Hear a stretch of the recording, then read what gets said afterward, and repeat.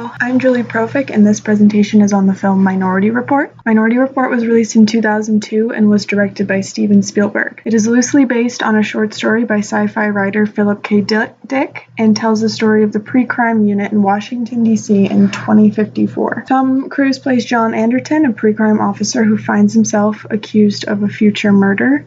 And the film chronicles his attempt to figure out who that person he murdered is and why he did it. The film includes many of the semantics found in sci-fi cinema. It is very much an example of speculative fiction as outlined in The Limits of the Genre by Vivian Sobchak. It proposes a very real possible future based on the current tech we have, and that's part of the reason it is still relevant to audiences now. It feels very much like something that could possibly happen. One of the most prevalent sci-fi semantics is the advanced tech used to operate this pre-crime unit. Some of these things are like gesture-based computing, which I find interestingly enough. If you look up gesture-based computing in film, the most obvious overwhelming search you will get is Minority Report. The clip following this slide is a prime example of this gesture-based computing. Also included is things like eye scanners, which help target ads. They can track people that way. Pre-crime unit also uses a weapon called a six-stick, which is sort of like a taser, but instead of sort of electrocuting someone, it makes them violently ill and very susceptible to being captured. The film also makes use of transhumanism, and that's included in another slide later in the presentation. Finally, because the pre-crime unit only functions based on these visions of the future that are provided by the precogs, the film also plays on the idea of alternate timelines. They are not necessarily shown, these timelines, but the idea that there may be alternate endings to the actions of the characters is crucial to the narrative. The following clip shows John using this gesture-based computing and seeing the timeline he is destined to play out.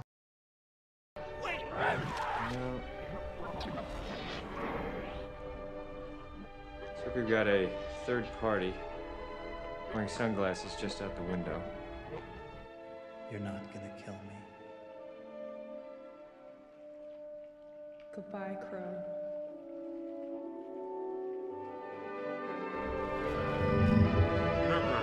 You're not gonna kill me. Goodbye, Crow. Wait!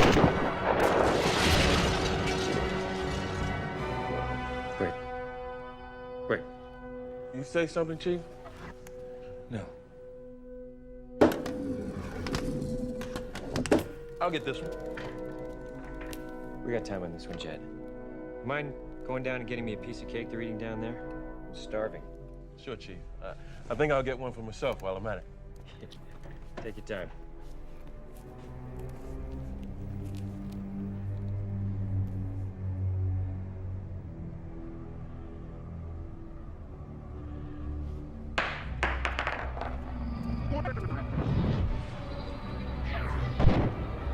Chief Henderson, what is this that I'm seeing? I'm confused about...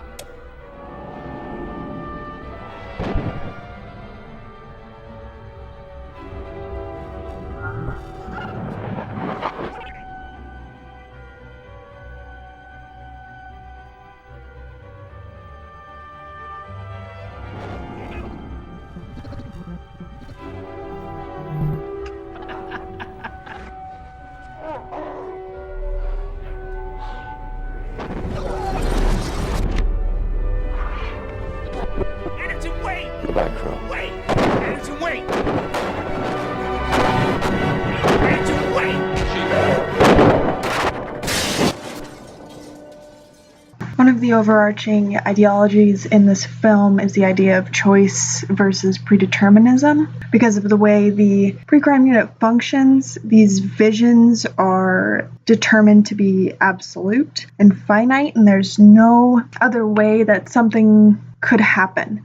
So these people that are arrested for these murders are essentially robbed of their choice. The idea is that they get there before these murders happen, and that person never gets to make the choice whether or not they're actually going to commit the murder. This comes more into play with John Anderton later in the film, where we realize that John can make a choice. He knows he's supposedly going to kill this person, and instead he chooses not to. Even so, this person ends up dead, and the ramifications of that are, well, he made a choice not to kill someone, he ended up dead anyway. So is this all predetermined?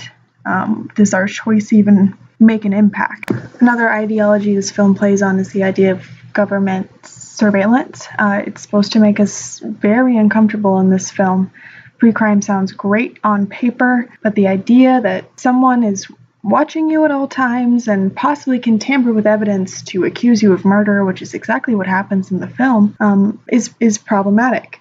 So at what point should the government stop interfering, or to what extent should they be involved in human life and human choice? One of the big metaphors in the film is titled here, A New Set of Eyes. After John's been accused of the murder of this man, he decides to have his eyes changed, literally, has an eye surgery, receives a new set of eyes, and the idea is that that opens him up to seeing things as they really are in this sort of pre-crime unit that he has been so adamant is good for the general population.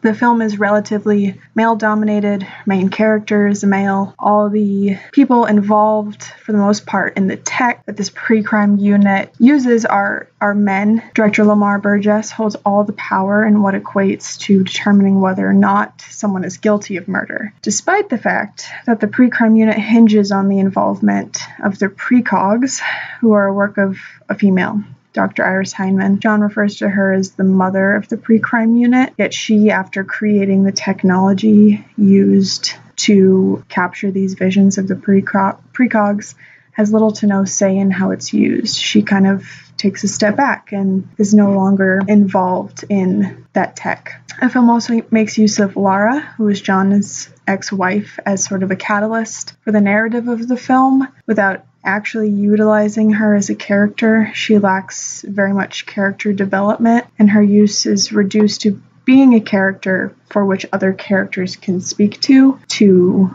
enhance the narrative.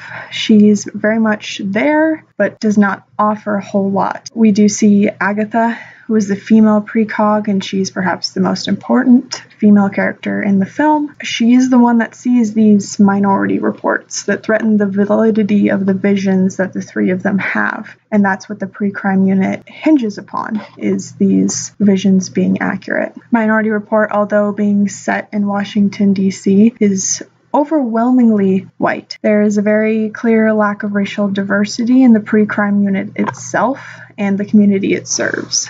There are two named non-white characters, and they are reduced to being tokens of some perceived racial diversity. Jad serves John within the pre-crime unit as essentially a tech lackey, and Riley owns a seedy underground pleasure house, for lack of a better term. Their non-whiteness is inconsequential, and they are visually there to show some sort of facade of diversity. The film also fills the trope of the foreign mad scientist in Dr. Solomon Eddy. He's still Caucasian, but he speaks with an accent and what I believe is Russian to his assistant. He's who does John's eye transplant. He's very unpalatable and bizarre. Even the precogs, who are supposed to be the three strongest of their kind, so to speak, they're still white. And they are the sort of alien or the other as outlined by Nama, the outside of this Western ideal and norm, which we often see in film as someone of a non-white race. They're still white, and they're the only few of these test subjects that survive. Similarly, all the people in power, of course, are white. In terms of class, the majority of our characters are upper middle class or upper class themselves. The lower class is again shown by Dr. Solomon Eddy. He lives outside of the typical, because of the criminality eye surgery is not something that's legal, and he lives essentially in squalor. The upper middle class operate and benefit from the pre-crime unit, and the upper class owns and controls the tech responsible. The precogs sort of operate as a class of their own. They are not ingrained necessarily into society, but they are fundamental to this pre-crime unit. They're fundamental to the tech of it, but they operate sort of outside of the realm of the perceived norm. The precogs are the main transhumanist element in the film. They are human, but exist only as machines to have these visions of violent crime to direct the pre-crime unit. They are kept removed from nearly all other human contact and do not communicate or react in the same way humans do. They're essentially tools, and they're the only three that exist. There is not, as far as the audience knows, any attempt to create more of them, but there is an attempt to expand the pre-crime unit. As such, it would only make sense that at a certain point there would be a need for more precogs, and if they are having visions of crime in every part of the country, there's got to be more of them than 3. Another big transhumanist element is the eye transplant. Essentially, if you transplant your eyes, get somebody else's eyes, you can become a different person. They do make use of, again, targeted ads, which is strange considering we see a lot of targeted ads in our daily lives anyways. It's just on a much different scale. And that's part of the reason this film still has so much of an impact. This tech that was seemingly very advanced actually kind of exists. Personalized ads, 3D video. The surveillance themes are things that people are still very concerned about in their day-to-day life. There are have been several attempts to recreate this tech in 6 sticks. People have attempted to make their own versions of those, and the gesture-based computing is another thing that we see happening more and more, tracking movement in order to use a computer.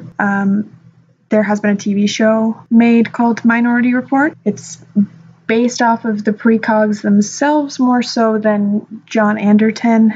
The woman pictured is actually supposed to be Lara Clark, who was John's ex-wife. It only lasted 1 season in 2015 before it was canceled by Fox.